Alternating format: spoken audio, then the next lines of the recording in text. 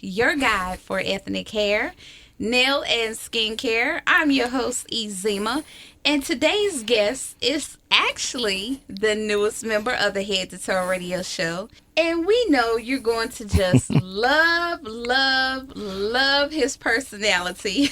Yes. That's right, because on the hit TV show, Chicago Licious, he definitely stood out from the rest of the cast. Hello, McCray, and welcome to the Head to Toe Radio Show. Yes. Thank you. Pleasure to be here. Look, and that's what we know you're on the show for. Yes. Yes. And ow. That's my two favorites. Now, McCray, you got to tell us, when did you discover a career in the beauty industry was for you? I think the very first time I was probably around 5, and I was playing with my sister's Barbie dolls. Because I just loved playing with the hair. And so, I just would make them a little extensions and just cut the hair and try to curl it with a curling iron, like sneaking and melting the hair off. It was just a whole lot. Yeah, I melted it off. Now, your sisters were nice because I wouldn't let nobody play with my dolls. Well, I only had one sister, and she really didn't like playing with them. So I would change. I would have little fashion shows, and I mean, no, I ain't gonna tell that. But I used to be real bad. I would go and like steal the little shoes. I would steal them little high heels from anybody. But it was fun though. Yes. Now, coming from a small town in Virginia, then moving to a big city like Chicago, plus working at AJ Salon. How did you come about doing that, and how was the change from a small town to a big city?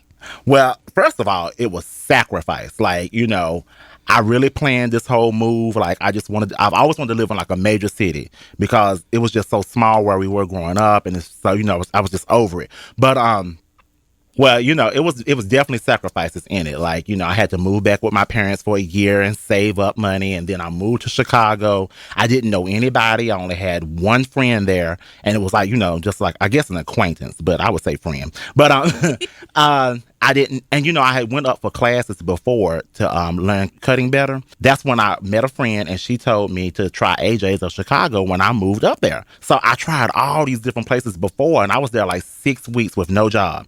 And I was just like, am I gonna have to move back home? No. And so I finally just called over to AJ's and went over there and showed them what I could do. Actually, I showed them my pictures on Facebook. And just got the job because he needed someone to do his extensions at the time. So that's how I got in there. Okay. It was real simple, and it was it wasn't hard. I didn't really have to. My audition was doing 2 heads of extensions on a Friday. On one of the busiest days in the salon. Right. It was real busy, and I was all nervous. I'm like, oh my God, I seem so country and all these city people. But, I just went in there and just, I just did what I had been doing and been trained to do for so many years. So. Now, see, that's another topic with for another show in the future. Now, we got to get some of these stylists in the area to get on these social media networks. Yes. And, I mean, that's really good. How they can, if you want to see their work, bam, just put it on one of those social media websites. Yes, definitely. That's what I do every day. At least every week. At least on Fridays, I show something that I do in the salon. That's all right. Yeah, and it works. I mean, I've made plenty of money from it. Hey, look, and it goes to show you what you see is what you get. Right. There it is. Yes. Now, McCray, how was it working at AJ Salon? I mean, we know AJ for doing a lot of celebrities now. So how was it working in his salon? Oh, Lord Jesus, the salon. It's so many more people that worked at the salon that we actually saw on Chicago Licious. So it's so.